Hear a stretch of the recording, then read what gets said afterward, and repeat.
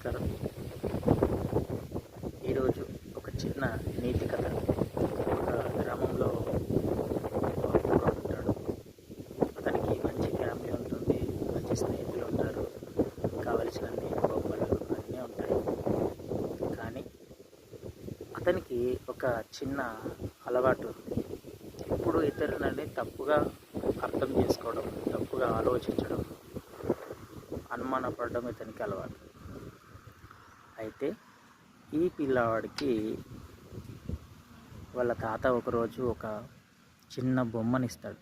ఆ బొమ్మ ఏంటంటే బంగారంతో తయారు చేసినటువంటి చిన్నని హృదయం. బంగారంతో తయారు చేసిన చిన్న ఆ బంగారం బొమ్మను, ఆ హృదయం బొమ్మను వాళ్ళ తాత ఇచ్చినప్పుడు, ఇది నీ మనసును ప్రతిబింబజేస్తుంది, ఇది నీ దగ్గర ఉంచుకో అని చెప్పి తన మెడలో వేస్తాడు. అయితే ఈ పిల్లోడికి ఉన్న స్వభావాన్ని బట్టి ఇతరుల మీద తప్పుగా మాట్లాడినప్పుడు లేదా నెగిటివ్గా ఆలోచించినప్పుడు ఆ బంగారపు హృదయము అనేది మచ్చలు ఏర్పడము, పగిలిపోయినట్టు బిగిసుగా అవడం అనేది అవుతూ ఉంది.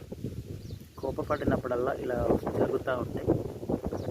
ఒకసారి హ్యాపీగా, ప్రేమగా, అందరితో సంతోషంగా ఉన్నప్పుడు ఆ బంగారము హృదయం అనేది దగదగా మెరుస్తూ ఉంది.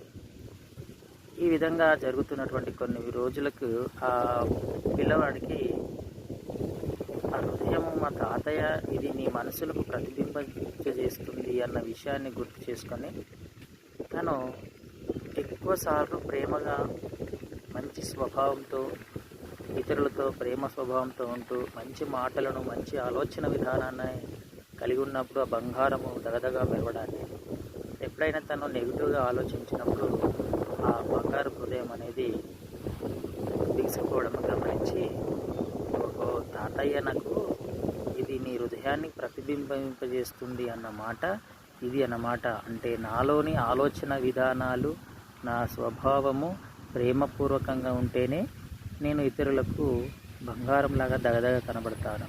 నేను ఎప్పుడైతే నెగిటివ్గా ఆలోచిస్తానో అప్పుడు నా హృదయం అనేది కల్మషంతో నిండిపోయి ఇతరులు నాకు తప్పుగా, చెడుగా కనబడతారు అనే భావనను, ఆ నీతి అతను అర్థం చేసుకుంటాడు.